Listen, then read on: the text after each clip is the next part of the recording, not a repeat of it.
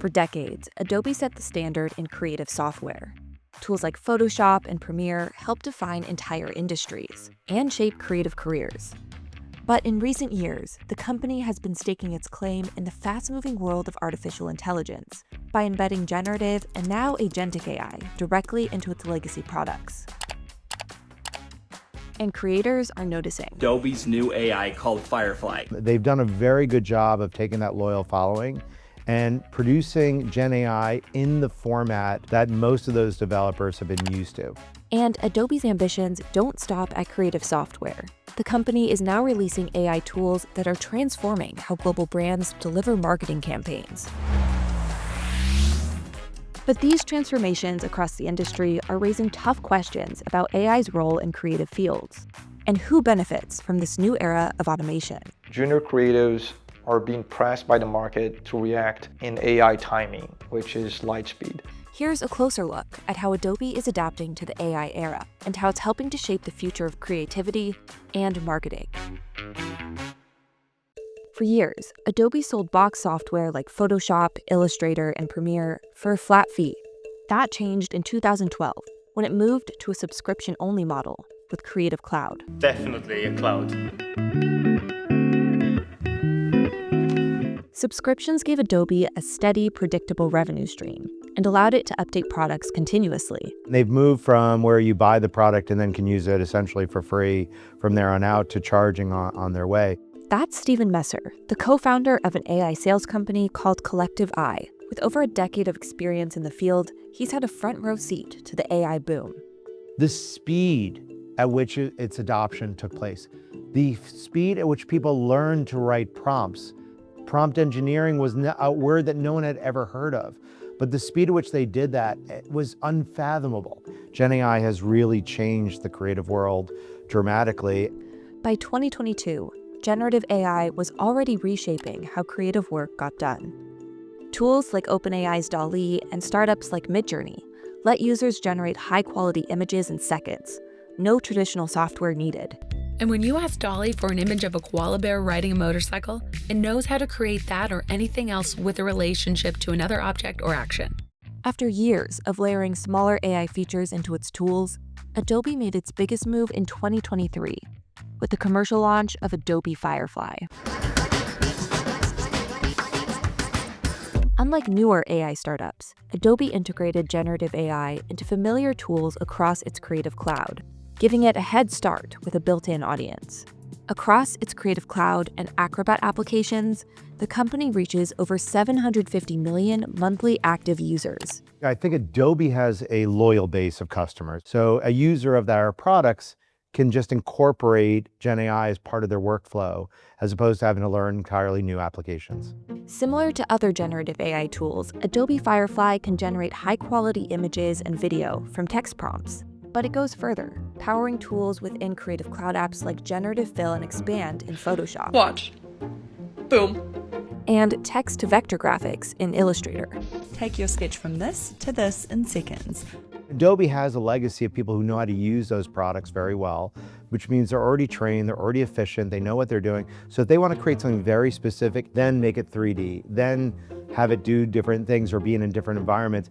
Now you're talking about taking that creative license of a professional and just blowing it out in a much more efficient way. And the company is also taking a more cautious approach to AI training. Many AI platforms train their models by scraping content from across the web, raising copyright concerns. The New York Times suing OpenAI, the creator of ChatGPT, and Microsoft for copyright infringement. But Adobe says Firefly is different, trained only on licensed and public domain content. Unlike a lot of other software companies, they've actually chosen to build most of their Genai on their own. Their argument is that it's always licensed creative that they're using, so that anything that's going to train their Genai is going to be safe from threats of copyright infringement, trademark infringement, etc. And so their real goal is to go out there and say, this is a safe environment. But Adobe is far from alone in this space. In just 2 years, the generative AI market has exploded. From a market of 191 million in 2022 to more than 25 billion in 2024. When you see foundation models coming up at the speed they're coming up, it is all over the map. It's not just Meta, which is a risk to them. It's not just Runway. It's not just Midjourney. It's literally a range of people coming out of nowhere, and it might be people building on top of those models. Competitors like OpenAI, Canva, Figma, Runway, Stability AI, and Midjourney are moving fast, with some AI-first tools that can be simpler and cheaper than Adobe's offerings. The risk they run is that their loyal audience looks and says, wait a second, this new tool actually is easier, or is faster, or is cheaper, or is better. And if I don't use this new thing, I'm gonna lose in the overall game of competition.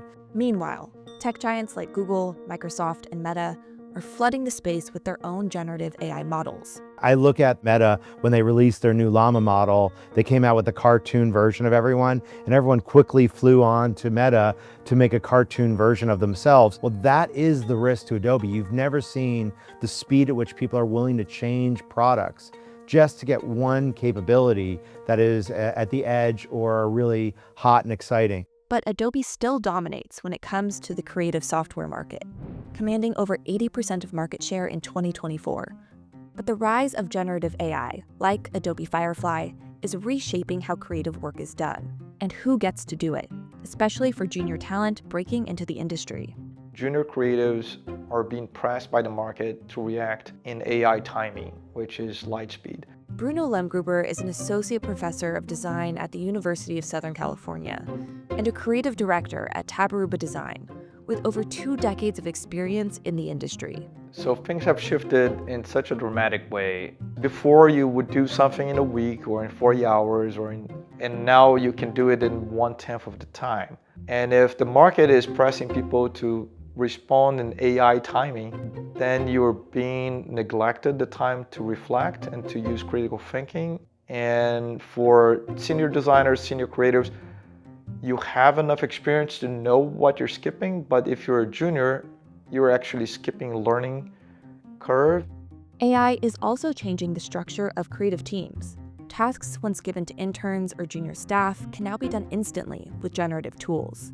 Before I would have interns or junior designers to try things that I kind of have a vague idea that will probably not work, but I say, hey, let's try it out. Now I can quickly experiment that with AI. There are many things that before you would require junior creatives to be involved, and now you don't need them. When it comes to the creative process, AI has advantages too, like saving time and making it easier to experiment. AI gives you the time. Because you didn't invest like hundreds of hours, you can quickly experiment, prototype something.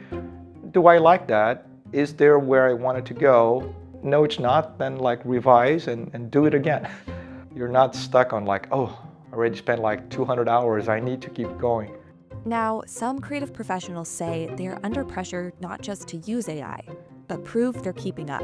In design and creative direction in general, if you don't embrace AI, you're most likely going to become irrelevant. As creatives adapt to a shifting landscape, Adobe is pushing beyond generative AI into what's known as Agentic AI, or AI agents. While generative AI creates content based on data patterns, Agentic AI acts more like a digital assistant, automating multi-step processes. Agentic AI is generally a new concept that people are talking about, and this is where the AI does its own thing on its own, and it starts to make decisions on behalf of the end user for you. Adobe is integrating these AI agents into its Creative Cloud and marketing products, like Gen Studio and the recently launched Agent Orchestrator. The company says these tools help marketers streamline their entire content supply chain. Adobe Gen Studio for performance marketing lets marketers create their own on-brand emails, paid social ads, and display ads. The tools are built to automate tasks like asset creation and performance tracking, helping brands scale and adapt campaigns more efficiently. And that strategy appears to be driving results. In fiscal year 2024, Adobe reported record-breaking revenue, with joint creative and marketing enterprise deals growing by more than 100% year over year. I don't think people have been paying enough attention to Adobe's approaches to Gen AI. They are doing some pretty interesting things. They are playing with different ways to incorporate Gen AI into existing products. But I don't know if they've really gotten the attention of the world. And I think that's what people keep waiting for is, what are they doing on the frontier that's really going to blow people away?